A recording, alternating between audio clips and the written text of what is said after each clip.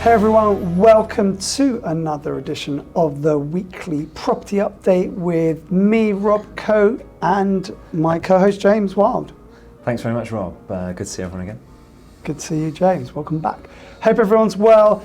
Busy week. I keep saying this, 3-4 weeks on the road. We are at the business end of the season. November notoriously is one of these busiest months of the year with transactions and volume, and everyone involved in the industry, within the banks, the lending area, agents and valuers, and procurement and conveyancing, legals are up to their necks as they do everything they can to get all the business over the line before that welcomed Christmas break comes. What's been happening, James, with the data and intel? What is that sentiment being shown in the numbers this week? Yeah, definitely, Rob. So another super busy week for me. I've been out at what feels like everywhere so far this week. But in terms of the data we've got here, new instructions this week are slightly down, just under 250 new instructions for this week. We're slightly up on last week. We're only around 230 figure last week, which we've been sort of averaging for this year around the 300 new instructions per week. So some sellers might just be holding off now just until the new year, which January being traditionally quite a busy month after Christmas, and one whereby new properties are often launched to the market at that time. However, under offers have again been pretty resilient, 192 this week, so a good pipeline for sales in the coming weeks, with people looking to complete an exchange before Christmas. And again, sold figures for this week, Rob, 142, so you know that's probably above average for the year, slightly down last week, 150, but like you say, a busy week as we move into the festive month of December. Yeah, I mean, just having a overview of how this year has gone compared to previous years, maybe taking a 5-year perspective. In terms of volume, this really has been a strong year. The market, residentially speaking, has performed tremendously well, and there has been an uptick in volume and transactions. I think we've got some more detailed data we'll go into in a sec, but it's been a very strong market, and I do love the last few weeks of the year. I love that busyness and intensity around the marketplace. Everyone wants to be busy. I love being busy. I love the fact that we're inundated with valuation work at this time of the year, and I think it's only positive. Definitely, Rob. And just in terms of some further data for everyone, now the Her Majesty's Land Registry have released some data this week just in terms of their transaction figures for England and the whole of the UK, and the figures for October have just come out, with those being just over 85,000 transactions for the UK. So that's England, Scotland and Wales and Northern Ireland.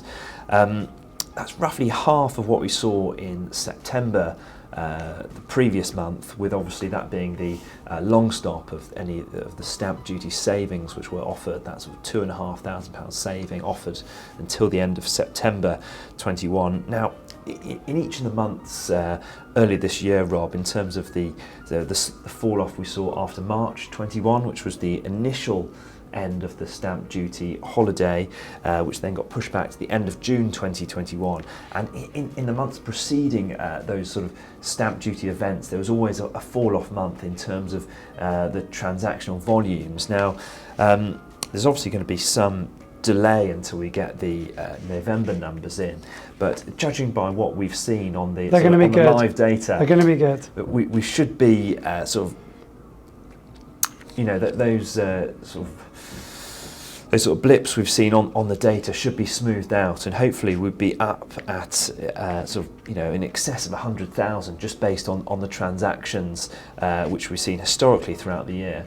I think to put that into context, the back end of last year, October, November, December 2020 saw 130,000 transactions. It was a phenomenal quarter of the year, unprecedented volumes of transactions.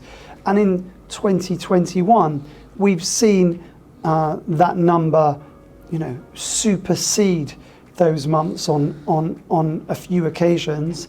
And although things have tapered out slightly after those stamp duty changes and end of the period, I still think that the fact that we've been trading at 100,000 plus, to put the context on that, pre-COVID, you were very much 70, 80,000 for many years. For the years, the Brexit years, 16, 17, 18, very low volume. So anything that's performing above 100,000, which it broadly currently is at the moment, shows the buoyancy within the market.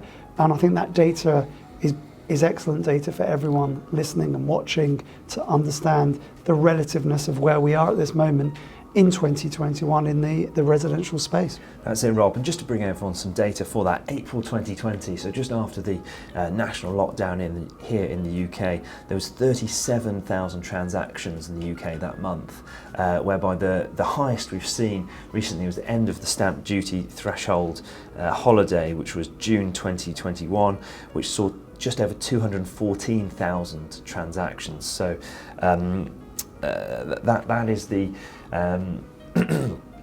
the differential which we've seen. But now these tax incentives have been completely removed from the market, then we're not going to quite see these peaks and troughs that we've seen in those months, and it's going to be there's going to be seasonal sort of trends that we will see, and historically we often see in the data which gets presented, but without any sort of reform of the stamp duty tax system, I think we're going to revert to those seasonal trends.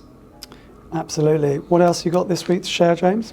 Well, just as we spoke about interest rates in the last few weeks, and obviously the rate wars between the banks, building societies and the lenders, it's been another record this week. Yorkshire Building Society has offered a super low interest rate for their mortgage product, 0.78%, which is currently the lowest on the market. However, it's a tracker mortgage with a 2-year fixed minimum term, and as interest rates, it's widely forecast that these are going to rise. So it's going to be, for quite a short period, it's going to be obviously the cheapest available in the market if these do rise, possibly in December or more likely in Q1 2022.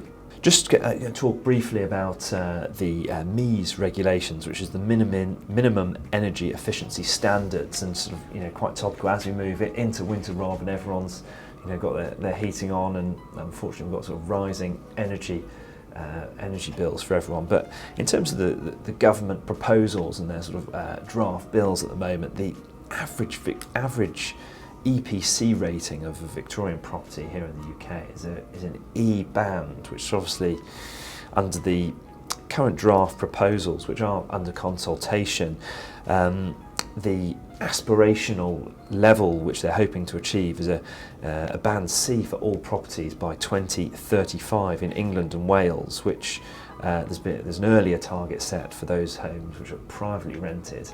I mean, if any bills get passed, Robert, do you think there'll be any impact on the market in terms of the type of residential housing stock available?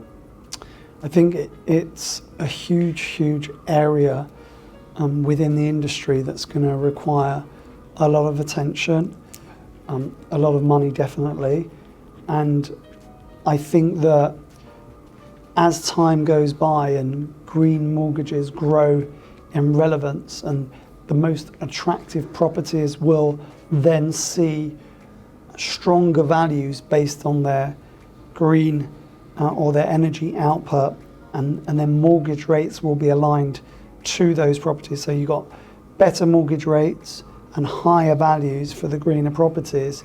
I think we're seeing a generational historical change, which I'm convinced that the government will push, support, lenders will also push and support, and the valuation industry and values themselves will have to align to. It's not going to happen overnight. It's going to be a challenge to achieve those government targets, but I have strong belief and good faith that that will happen, it will be achieved, and we are about to enter into a new era of property profile based on its sustainability and its energy performance. Yeah, and I think that's a crucial point you make actually, Rob, about the some of the banks and lenders all working together with the government and the local authorities, because obviously in April 2018 the initial minimum energy efficiency standards were brought in for the F&G ratings of EPCs, and within the market there's sort of fairly limited enforcement of that. But in other areas, if we look at property licensing, whereby lenders have got more involved and more stringent in terms of their terms and verifying that all the necessary property licenses are in place, and that's really helped the market in terms of adapting at a more fast pace. So I think anything that's brought in for the MEES regulations, I think the lenders obviously will play quite a crucial part alongside the local authorities and the government in implementing those sort of greener changes. I think I mentioned last week, heavily involved in lots of risk meetings with all of the major lenders across the UK and Europe currently, and that really is the hot topic of discussion of how we are going to implement those governmental targets. And it's a space that we as a business are putting more and more emphasis, adding more value, and I'm more than happy to support all of our lenders in that space that maybe aren't up to date on what the requirements are and the regulations are. More than happy to help if anyone wants to reach out on that one. Thanks, Rob. Just in terms of some other property news, this week, Chestertons have acquired the estate agency branch London Residential, who are an independent-based northwest London agency, for an undisclosed fee. This acquisition actually comes after Chestertons themselves reportedly put up for sale in September 2021, earlier this year, for a price of in the region of £100 million. So they're obviously sort of making some moves in the residential market there, and whether they'll actually be acquired themselves. We'll have to monitor that one, Rob. And then obviously this week we've got Black Friday coming up in terms of deals, and possibly Cyber Monday next week, obviously.